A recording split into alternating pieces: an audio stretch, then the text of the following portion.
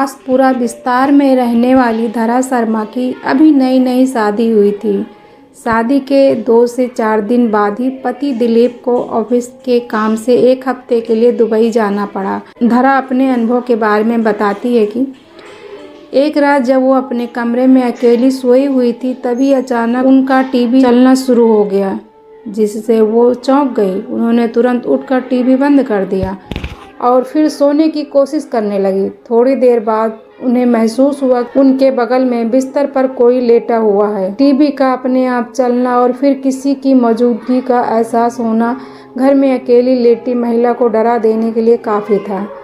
धरा जिस करवट लेटी थी उसी करवट लेटी रही। उन्हें समझ नहीं आ रहा था कि वो क्या करें।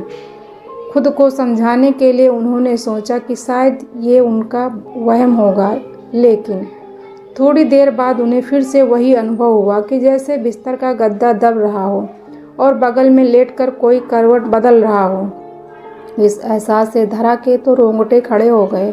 वो समझ नहीं पा रही थी कि ये सब क्या हो रहा है। बहुत हिम्मत जुटाकर वो बिस्तर से उठी और पीछे पलट कर देखा। वहाँ कोई नहीं था, लेकिन जब उनकी नज़र गद्दे पर पड़ी तो धरा का दिल दहल गया। गद्दा नीचे की ओर दबा हुआ था और ऐसा दिख रहा था जैसे उस पर कोई इंसान लेटा हुआ है। अब वो चिल्लाना चाहती थी, पर खौफ और डर के मारे उनके मुंह से आवाज़ तक नहीं निकली।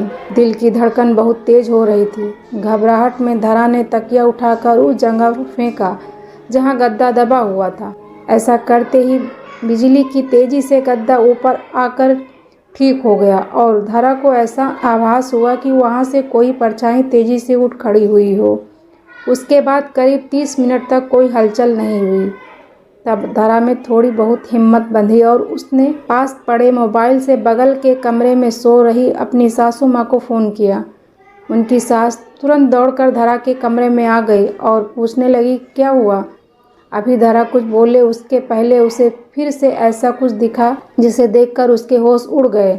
धरा ने देखा कि उसकी सासू माँ के पीछे एक जवान औरत की धुंधली परछाई खड़ी थी। उसकी आंखों की जगह काले गहरे गड्ढे थे और उसका कद करीब करीब कमरे की छत जितना ऊंचा था। ये भयानक नज़ारा देखकर धरा वहीं बेहोश हो गई और उसी रात उन्हें अस्पताल में दाखिला कराया गया। डॉक्टर ने कहा कि डर के मारे इन्हें लो ब्लड प्रेशर की शिकायत हो गई है।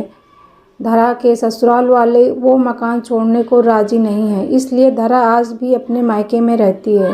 धरा के पति दिलीप की पहले भी एक शादी हो चुकी थी और उसके ऊपर दहेज की लालच में पहली पत्नी को जहर देकर मारने का मुकदमा भी चल रहा था।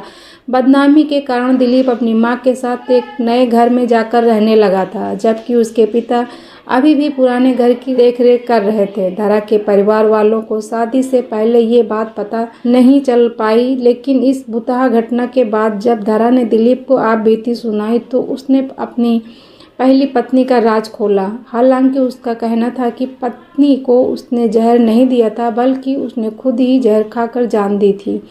अदालत में अभी भी ये मामला लटका हुआ है। तो ये थी आज की कहानी। मिलते हैं आपको एक नई वीडियो में नई स्टोरी के साथ। वीडियो देखने के लिए बहुत बहुत धन्यवाद।